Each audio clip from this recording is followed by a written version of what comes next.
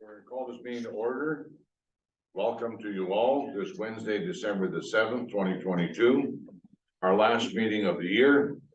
And I would let you know as a reminder, this meeting is being recorded. It will be posted to your YouTube channel at a later date. Are there any additional agenda items? Hearing and seeing none, we'll move to the next item. Declaration of pecuniary interest or conflict of interest. Seeing none. Then we will go to item number 4. 4A, which is the Board of Directors meeting of November 2nd, 2022. I have a motion here that the minutes of the LPRCA Board of Directors meeting held December 2nd, 2022 be approved as circulated. Can I have a mover and a seconder, please? Peter and Val. Is there any discussion? Hearing none, I'll call for the vote. Those in favor? Any opposed? That's carried. Good evening, Tom. Hey, everybody. Do you have any conflict of interest, Tom? I do not. Thank you. Thank you. So the next item is the Board of Directors budget meeting of November 9th. So I have a motion that the minutes of the LPRCA Board of Directors budget meeting held November the 9th, 2022 be approved as circulated. Dave, a motion, seconder. Mike. Those in favor I'm sorry, any discussion? Hearing none, those in favor. Any opposed? Nothing, so that's carried. Thank you. Business arising from the previous minutes, there is none. Review of committee minutes. That is number 6A on your agenda. That's the Backus Museum Committee held September 20th, pages 11 through 16.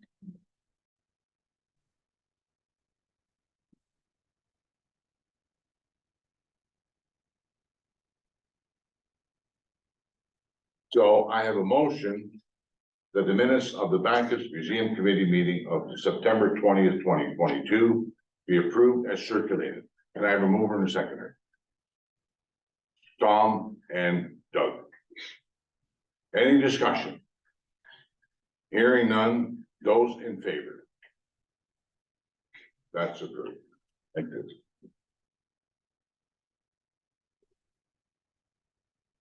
Then we're going to go to correspondence. And we have page 17 and 18. We have from Grant Waterways support for local CAs and municipalities concerning Bill 23. So any discussion? You have the paperwork in front of you. Okay, so then I have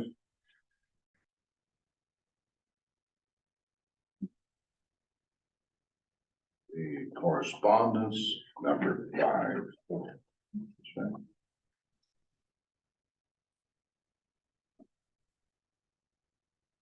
There's correspondence outlined in the Board of Directors amended agenda of December 7th, 2022. Am I right? Yeah. Okay. Be received as information.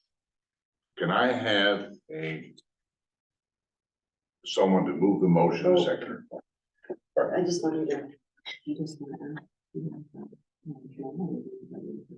Yeah, we're getting that. well, this is for all of them, so. Oh, it's for all of them? Yeah. Okay. So then I'm gonna slow down. So I have a motion here that covers everything. So we're gonna go from number A to number B. And that is from County of Brant, LPRCA board appointment. And that is regarding just a minute here. Robert Chambers. That Robert Chambers is reappointed as the County of Brant rep on the LPRCA. Robert, congratulations. It's a good news story, Mr. We're happy to have you. Okay, then I'm gonna go to number C. And that's a little more comprehensive. That is that Councillor Columbus Michelle, then Passon, and Councillor Brunton be appointed to the Board of Directors, Long Point Region Conservation Authority for a term of 2 years to November 30th, 2024. So I say congratulations to Councillor Columbus and Councillor Michelle for being re-elected and reappointed. And a welcome to Councillor Van Passen and Brunton for being appointed to serve on the LPRCA for the next 2 years. And I had not met Chris Van Passen before, but I did tonight. And Councillor Doug Brunton was here in my first 4 years on the LPRCA. So we know each other. And I want to take this opportunity to thank Mayor Crystal Chop and Councillor Ian Rabbit for having served on the LPRCA for the last 2 years, 4 years, 4 years. And Ken here. And Ken, yeah, but we haven't got a hold of him in Norfolk here yet. That's coming, right? Then the next item we have is from Peter Yipman regarding the Ladder Conference, which he attended October 17, 18, and could you give us a brief verbal report on that, Peter? Yes, thank you, Mr. Chair. I did attend the Laternal Conference, October 17th and 18th at the Royal Botanical Gardens in Burlington.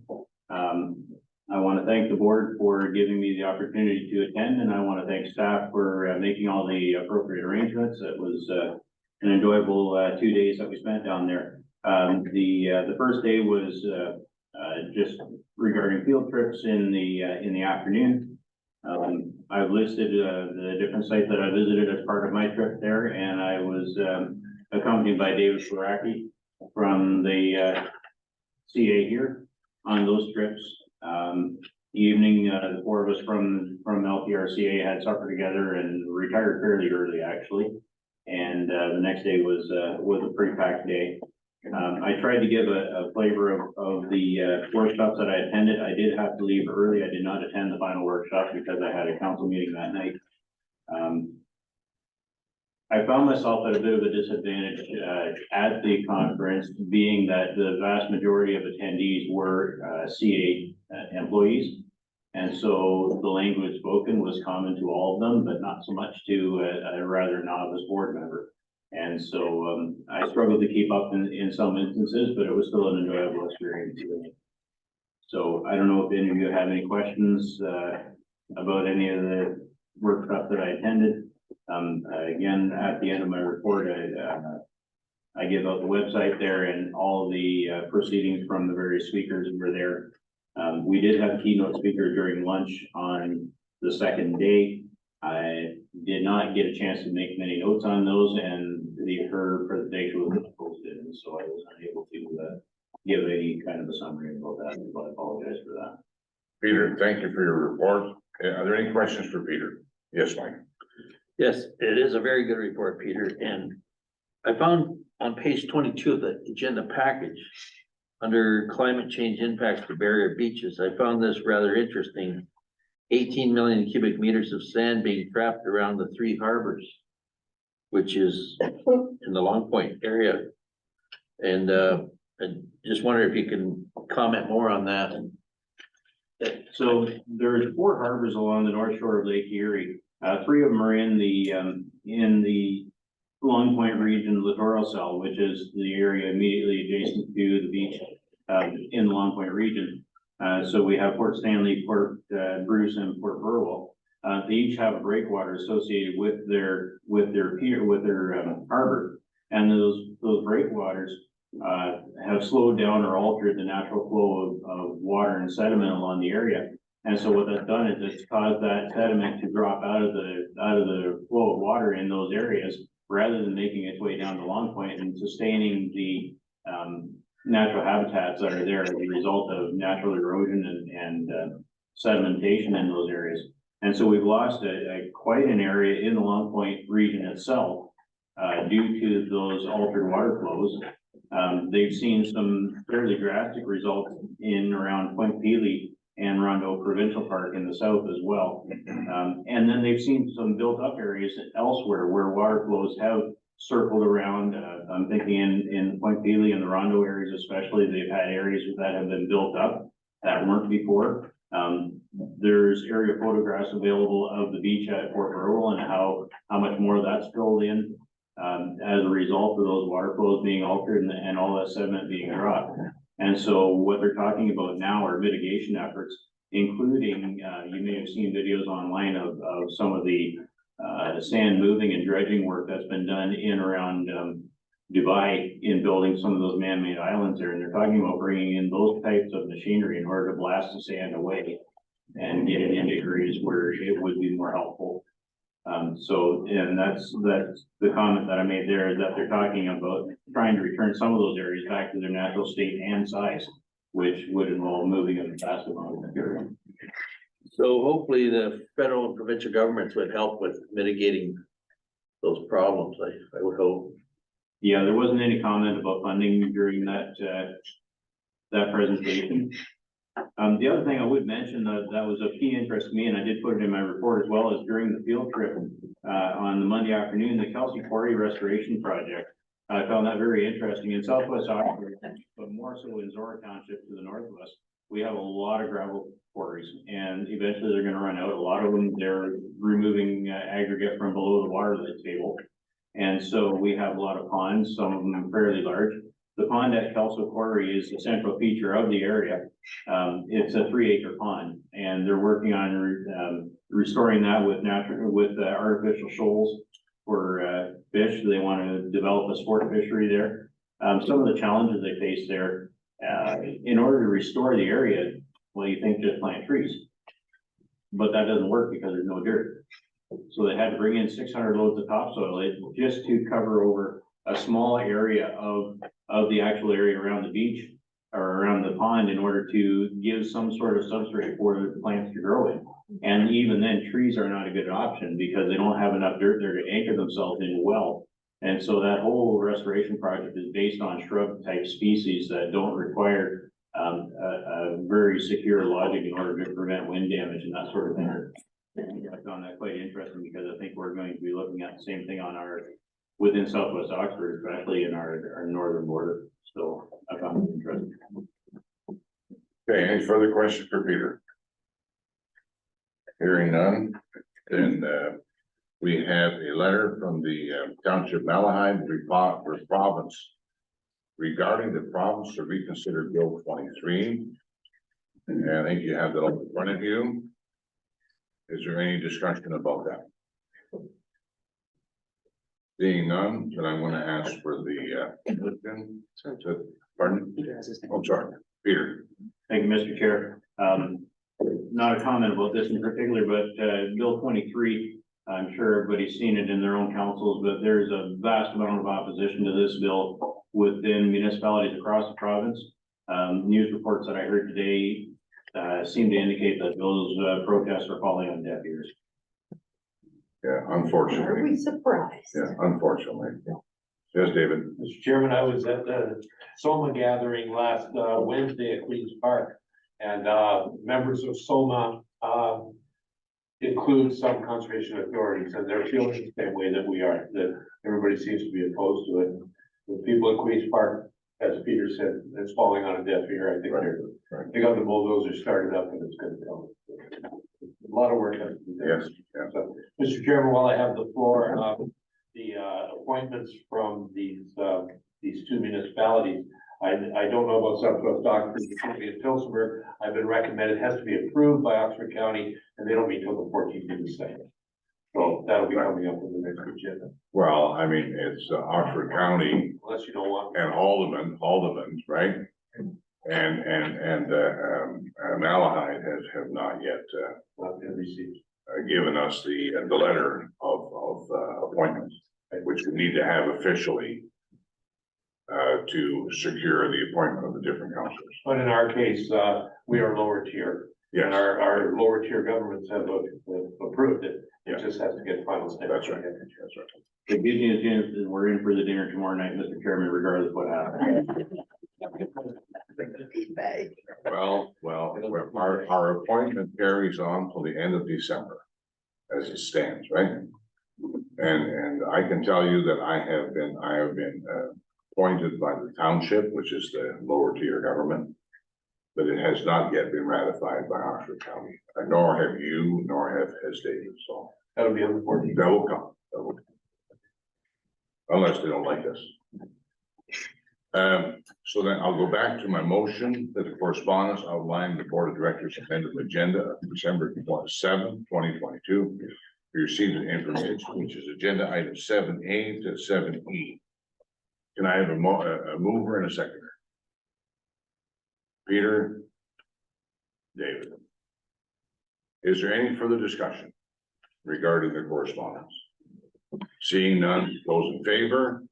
That is carried. Thank you. The next item on the agenda is development applications. Which is, there are 30 of them. And I'll let Leanne speak to that. Thank you. Through the chair, LPRCA staff has approved 30 applications for development since the November Board of Directors meeting. The report on page 24 goes into the types of applications that we've approved and also the corresponding map. On page 33 of the agenda outlines where in the watershed these permits are situated. If you have any questions, I can help you. Yeah, are there any questions for Leanne? From the board? Seeing none, I have a motion that the LPRCA Board of Directors receives the section 28 regulations approved permits report dated December 7th, 2022 as information. Can I have a mover and a seconder? Tom and Val. Any further discussion? Those in favor? That's carried. Thank you. Okay, then we're gonna go to number 9A, which is the general manager report. And Judy, you want to speak to that? Thank you, Mr. Chair. So, in my report, the province, as everyone knows, the province of Ontario on October 25th introduced the Bill 23, the More Home Built Faster Act 2022, and it was passed, became law, and received royal assent on November 28th, 2022. So, as I think has been mentioned, they are moving very quickly because there are still the time period to provide comments is actually still open until Friday. So they actually passed it before even the comment period was up. So I just thought I would try to give a high level review looking at the Bill 23 and what it means for the impact to LPRCA. So based on our initial analysis, it's really two categories: plan review services and then the permits that we issue. So under the plan review and commenting, we already have the mandatory programs and service regulation that we've been dealing with. So that deals with the natural hazards and source water protection. That will continue to be unaffected. So we'll continue to play our role there. The change is really to our non-mandatory review and commenting services for development applications. But that won't take effect until there's the Minister of Natural Resources issues a regulation. So we're not sure how fast that regulation is going to come into place. But we feel that the impact will be minimal for our authority, as in two areas that we do provide comments that will be going back to municipalities around the stormwater management in areas that are outside of the regulated area, or if we don't discharge it to a regulated area, and also commenting on wetlands that will remain with the municipalities.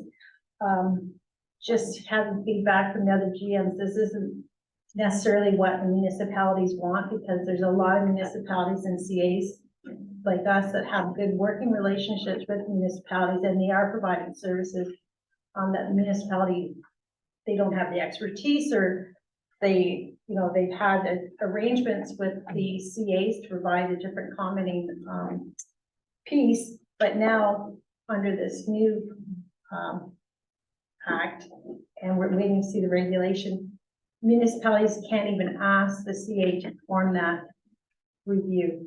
They have to do it in-house. They can't even obtain a MOU. So there's a lot of, people that are upset about that, because now the government's telling you who you can and can't do business with. And basically, it's not the best for the environment. But we'll have to wait and see if they retract anything on that, or how the regulation is written. So minimal for us, but there's a lot of CAs that do provide comments on natural heritage features. We haven't done that in the past, but it's not something, it is something that we probably could do if we were asked, but that's not even going to be an option going forward. So the other piece to this is the for the permits. And right now it's business as usual for permitting services, except there are two clauses that came into effect. And that's related to minister zoning orders and the community infrastructure and housing accelerator orders. We probably won't have anything in our watershed, but if we do have something like this come forward, we obviously will work with municipalities to figure out the best way to implement those. But the larger CAs around in the urban centers, they've had a couple of these come forward already. So the provision that allows the minister to issue regulation to exempt certain development projects with the Planning Act approval in certain municipalities from having us have to provide a permit, that's not in effect yet either, and that will require a regulation, a lieutenant general approval on that. So we have no idea when any of this is actually going to come together, when the new regulations will be issued. But if they stay with the fast track, it's probably be fairly quick in the new year. So I just wanted to try to give the board that quick update on that. And we are providing all the ERO postings that are relevant to the conservation authority. So if there's any questions. Any questions for Judy regarding her GM report, Peter? Thank you, Mr. Chair, through you. Judy, so if we boil this all down, essentially business as usual for the time being? Correct. Yeah, because there is a lot of confusion out there that, CAs aren't issuing permits, we're not doing a review, but we still have the role for all the mandatory items. It was all the category 2 items that, services that, there were arrangements where people were providing services, but it was actually the municipality's responsibility, but they were subbing it out, let's say. Those type of things, yeah, those are the things that will be changing down the road, but no change right now, except for those couple minor things about the MZOs, until we actually have the regulation. So yes, a lot of CAs and municipalities, there's a lot of confusion from the general public. There's comments, people calling up, oh, so we don't need a permit now. No, you still need a permit, right? So as things get released, we'll be sizing it up for us and let the board know the impact. Any further questions for Judy? We have a motion to LPRCA Board of Directors receive the general manager update for November 2022 as information. Can I have a mover and seconder? Mike and Doug. Is there any further discussion? Seeing none, I'll call for the vote. Those in favor? Thank you. That's carried. So then the next we have ecological survey of selected LPRCA properties. And Judy, you're going to speak to that? Thank you, Mr. Chair. So included in this report is the report that was completed by the ecological company that was hired. And there's surveys for 4 LPRCA properties, which is a total of 416 acres. And the results findings are incorporated into the field operations for marking and the timber harvest. And then on page 81, 82, which are addressed attachment 1 and 2 in the package, shows the LPRCA properties that have had ecological surveys completed, because that was a question that came up from a board member, I think at the last meeting. And that's approximately, represents about 60% of the managed forest acreage that we have in the NIFTIP program, and that is 7,600 acres. So it's about 60% of our managed forest acreage has had ecological surveys completed on it. Any questions for Judy on that? Right, So Judy, I believe I was the one that asked you for this, and 60%, so in 15 years, when we do another cut again, forest management, will we still be doing this, all this paperwork that's required on these same properties? Or can it be streamlined somewhat? So through the chair to Mike.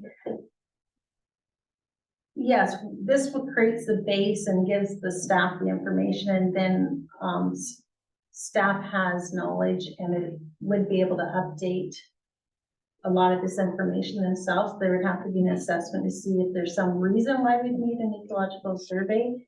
If there's been a large change to the list of, you know, it's endangered species, like it all depends what happens in that 15 years from a legislative point of view. But if everything stayed the same, we would be able to take that information, survey, you know, assuming we have the resources, do our own survey, update the results based on sort of like everything sort of remaining the same in the rules around what's endangered and what we're trying to protect, species at risk and things. So That's what I was hoping to hear. Thank you. and Peter, Thank you, Mr. Chair, for you, Judy. So we're halfway through. So are these reports, are these studies going to continue to be done over the next number of years to get the other half done then? Is that the plan? through the chair to Peter, that's correct. We that would be the goal, because we like to continue to have this rolling number done so that it gives us the properties, because that's sort of like the beginning of the managed forest program. And we like to, that has to be completed. So we want to continue doing about 3 or 4 a year until they're completed. any further questions for Judy? Hearing none, I have a motion. The LPRCA Board of Directors receives the ecological survey report as information. Can I remove from the seconder? Peter,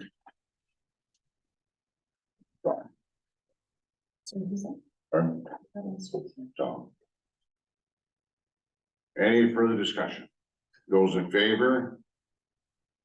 Thank you. So we go to numbers. Is that carried? Yes, it's carried. 9C, forest management prescriptions, operating plans. Judy, that's yours too, I think. Thank you, Mr. Chair. So, yeah, I have any agenda with forestry items tonight. So in the package, actually from page 83 right up to page 150, there's 4 prescriptions for 4 of the LPRCA forest tracts. And information from the ecological surveys have been used in creating the prescriptions. And the 4 tracts are listed there, and these properties with prescriptions will be either used in the 2023 or 2024 revenue, the forest tract revenue for our budget. Yeah, and our target for the 2023 year is 310,000 in forest revenue. Any questions for Judy regarding the forest management prescription operations, operating plans? Robert, If I might, Mr. Chairman, I'm wondering if Judy can just explain, like, what happens. We have the ecological survey that perhaps identifies an American chestnut tree. Yeah. And that's happened, and there's a picture of an American chestnut. Yeah, there tree. is in And there. these are rare, believe me. You don't see them every day. Yeah. And the last thing you would want to have happen is the loggers come in and cut it down. So how do we ensure that those kind of trees or species are protected? Or do we just rely on the people doing the logging to watch out? So the next step in the process here is the prescription's completed, and then, when this track is actually marked by the forestry team here, like, and I mean, they go out and mark which trees can be taken out and a tally's done, and then tender that out. Those trees are identified either by a ribbon, and sometimes there's also, if depending, it's the area is flagged to have a proper setback, so that damage done to the tree from a tree falling. So it's all managed through that marking, and then during the harvest, because as you know, some of these trees are of high value,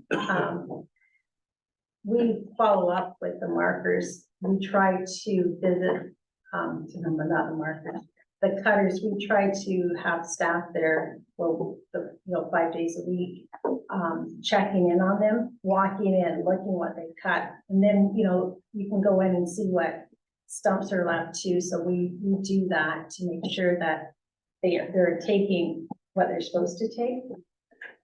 And a follow-up question on that, I read somewhere in there that chestnut trees, for example, thrive better in more open areas, Yeah. because that keeps the humidity down and that combats the light spores, etc. Mhm.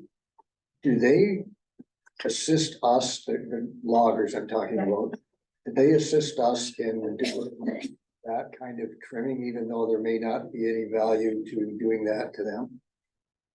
Yes, we've had them help in areas.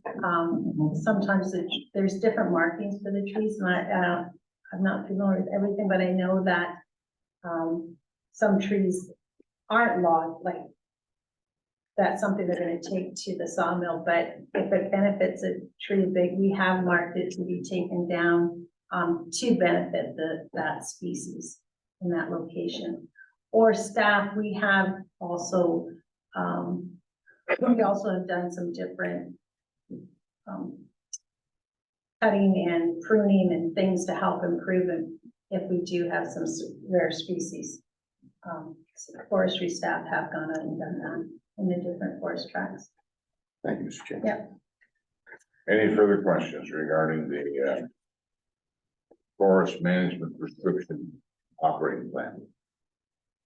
Seeing none, I have a motion that the LPRCA Board of Directors approves the prescription operating plans for the Harris Floyd Block 4 track at 856 Fifth concession of Houghton Township, Live C track at 847 Wyndham Road 12 of Wyndham Township, Abbott Townsend track at 1065 First Concession Road of Middleton Township, and the McConkey track at 45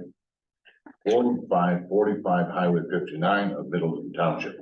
Can I have a mover and a seconder? David and Val. Any further discussion? Goes over. That's good. Thank you. Next item we have is the invasive species management program report, and that again is Judy. Thank you, Mr. Chair. So, I asked Debbie Thane just to put together a report for the board's information on some invasive species management that we have been doing in our forest tracts. We are fortunate to be part of a group in Norfolk that received funding from Environment Canada, and we were able to use some of these funds to support our efforts and provide the chemicals needed, and also supported some staff time. So in 2021, we were surveying the different forest tracts for the invasive species and creating the maps with the GPS system. So we had data on 548 acres on 18 forest tracts. And then in 2022, we actually treated 14 of the forest tracts. And then there's 4 more to do in the spring of 2023. So there is attachment 1 and attachment 2 showing the different locations of the forest tracts. And then attachment 2 lists out some of the invasive species that we have been tackling.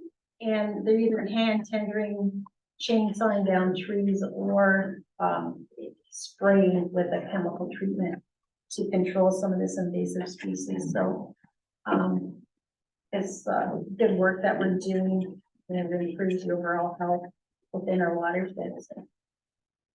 Thank you. Thank you, Judy. Welcome, Stuart. Any conflict of interest? So, is there any questions for Judy regarding the invasive species management program report as information?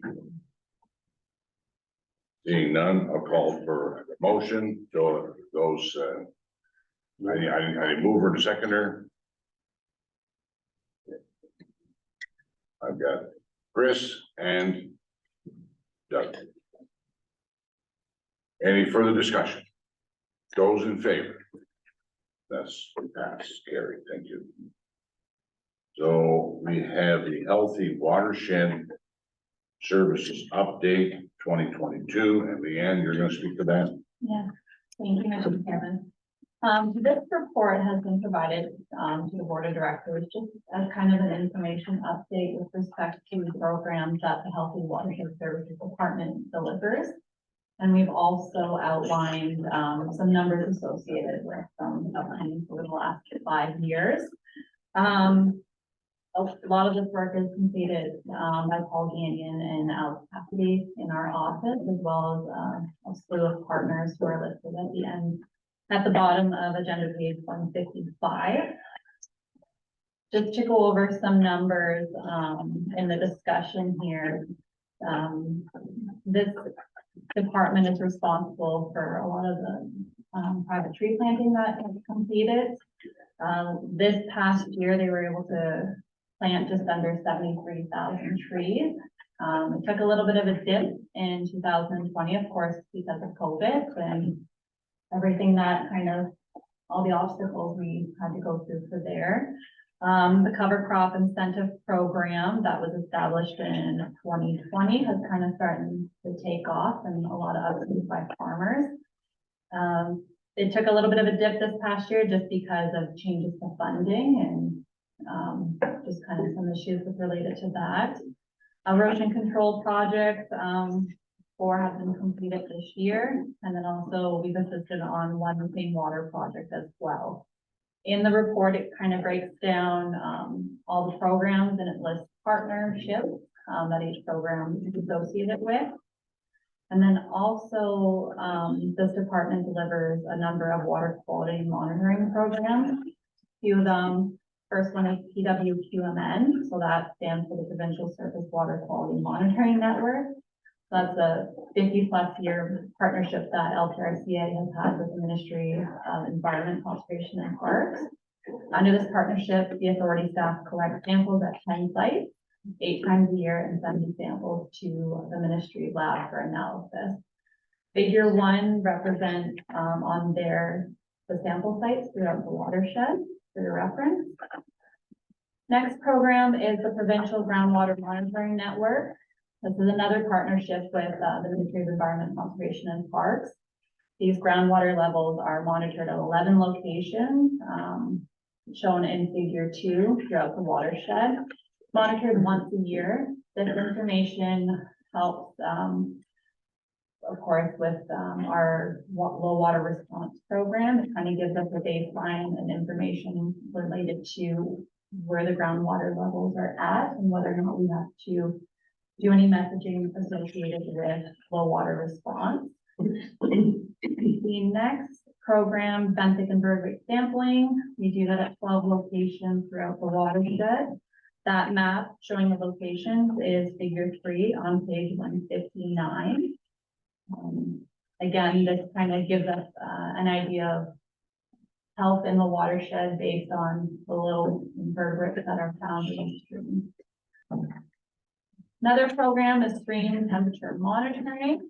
This is undertaken on 17 water courses throughout the watershed. Those locations are shown on figure 4. They change each year, but these are where they were in 2022. And this report has been provided for your information, and if there's any questions, I can answer them for you.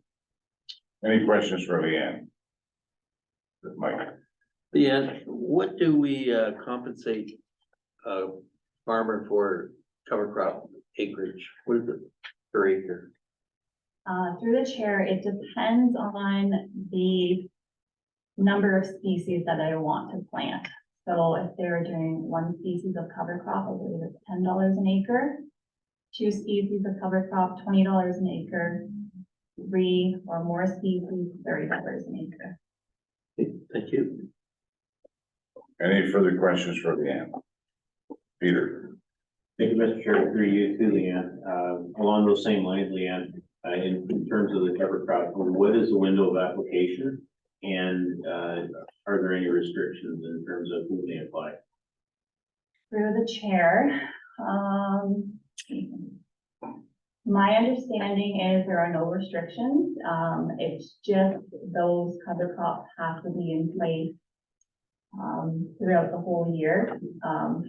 Like the winter time, they can't be harvested.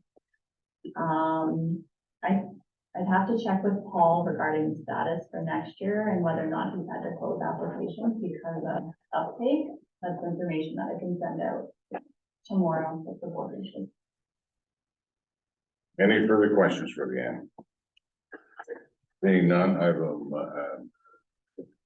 a motion that the LPRCA Board of Directors receives a Healthy Watershed Services 2022 update as information. Can I have a mover in a second? Peter and Stuart. Is there any further discussion? Those in favor? That's good. Thank you. So we have Lake Erie conditions update, which is number 9F on our agenda. And I believe, Leanne, you're going to speak to that one too. Yeah. Again, this is a report to update the board of directors with regard to LPRCA staff terminating our long-standing Lake Erie shoreline condition statement. For a little bit of background, just to refresh everyone's memory, in May of 2019, LPRCA staff issued a standing flood watch and condition statement for the Lake Erie shoreline. This was due to high static water levels in Lake Erie. The purpose of the standing flood watch and condition statement was just to bring awareness to these high lake levels and the impact that any even minor wind event would have for low-lying communities. During this time, Lake Erie set numerous records. We received various reports of damage to non-habitable structures, including habitable structures as well due to storm events from high lake levels. On page 164 of your agenda, figure 1 is showing the Lake Erie monthly mean levels and where we are now in relation to some of the records that have been made over the last number of years. And now that the lake has dropped again, we're under the threshold for having a condition statement, so we have terminated that now. And as always, we're going to continue to monitor the watershed and provide messaging as required to. But right now, it appears the prediction is that Lake Erie will continue to drop. You should be safe for minor wind events. It won't cause the nuisance flooding that it has done for the last many years. If there are any questions, I can answer them.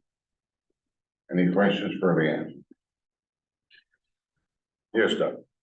Through you, Mr. Chairman, and I apologize, I hadn't read the whole agenda, but do you get any reports on water quality or on Lake Erie? Like, does Conservation Authority get those kind of reports? Through the chair, no, we don't have too much involvement with, water quality when it comes to the Lake Erie. I think if there was any notification, it would probably be like sent to us, but no kind of direct, responsibilities as it relates to water quality. The reason I asked that, we're about to embark on a $250 million project in Norfolk to draw water from Lake Erie. And I'm wondering, like, I've read a recent article, and you know, about water quality, the algae in the west end and so forth, but where would we get that information? Is there somebody that monitors the water quality in the lake, like natural resources or environment, or?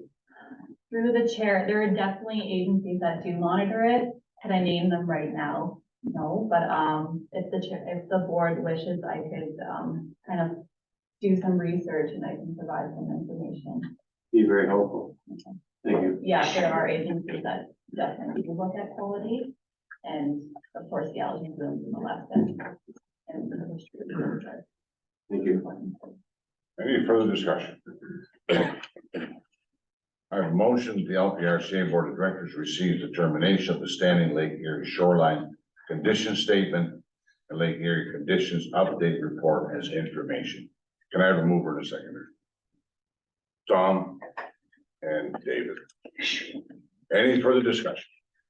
Those in favor? That's carried. So we're going to go to the next item, which is 9. G is a fee policy, and I believe Aaron's going to speak to that. Thank you. So the Conservation Authorities Act was amended and now requires that conservation authorities have in place a fee policy by January 1st of 2023. A draft policy was presented to the board at the budget meeting on November 9th for review and was recommended to come to this meeting. The fee policy is intended to provide the public and stakeholders with information regarding the process, applications, application of authority fees associated with regulatory planning and all other programs. The policy is on page 168 through 171, and attached is Schedule 1, Ontario Regulation 178.06 on page 172, and Schedule 2, Conservation Area Fees on page 175. Both of these Schedules 1 and 2 were approved by the board on January 5th of 2022 as part of the 2022 budget. If you have any questions, I'd be glad to answer them now. Any questions for Aaron regarding the fee schedule, fee policy? Hearing none, I have a motion that the LPRCA Board of Directors approves the LPRCA fee policy as presented. Can I have a mover and a seconder? Robert? And Peter. Any further discussion? Those in favor? That's carried. Thank you. So we have one last item on our agenda, the Christmas season staff appreciation. And Judy, you're going to speak to that. Thank you, Mr. Chair. So in the report, we're asking the board of directors to consider purchasing gift cards for staff in appreciation during this Christmas season. And last year we had increased during COVID to $50 for gift cards because we weren't doing the annual Christmas dinner.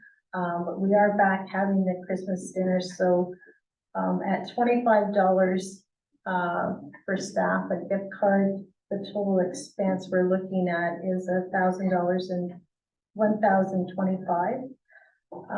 And the previous year, as I said, it was higher at $2,000 because we had purchase gift cards for $50 and not 25. So we're asking the board to consider 41 for gift cards for $25 for 41 staff for this Christmas season. Yes, David. Mr. Chairman, if I were for my company, I would reduce the $50. I think it would be a bit of a slap in the face to the employees that they had in the past. I think we should increase that amount to $50. Which would affect the budget by about $1,000, am I correct? For you to Yes. I think we should keep it the same as last year. Robert? Staff is hard to keep, very hard to keep. I think it's, so it would be a deterrent for staff if we did that. Like that in the form of this, to separate this motion. How would you like to do that? Motion to separate? We can definitely add to the motion, if the board is in favor. You just want to do a straw vote to see whether. And I think Robert wanted to speak to it. I was just gonna second the motion. I couldn't agree more with, Dave. Okay, $25 doesn't go very far. I stopped at McDonald's on the way here and had a couple of hamburgers and it cost me $13. So 4 hamburgers isn't very much of a Christmas Well, turkey, but I'm supportive of remaining it. thank you leaving it very to much, remain at 50. David and Robert. I also agree with your thinking. So, we can put that into a motion.